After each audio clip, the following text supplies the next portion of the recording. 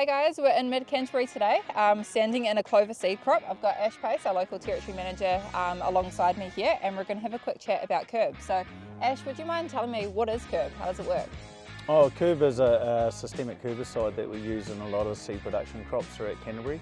It's absorbed by the roots, and its target plant species really are the poa, ryegrasses, soft brooms, bulky hairgrass and a few broadleaf weeds. When we're applying Kerb, what should we expect to see? Is it a product, we'll see symptoms quickly, or how does it kind of work there? Oh, we fall on a wee track with Kerb. It's not spray it and see exactly what happens. It's a really slow moving herbicide, so we'll see something after about 3 to 6 weeks. Yeah. As it starts to get into the plants. It's taken up slowly through the roots, and that's its key. Cool, awesome. And what size grasses and broadleafs are we targeting here? Oh, generally, look, small grass weeds are really our target. We don't want the roots to get really too big.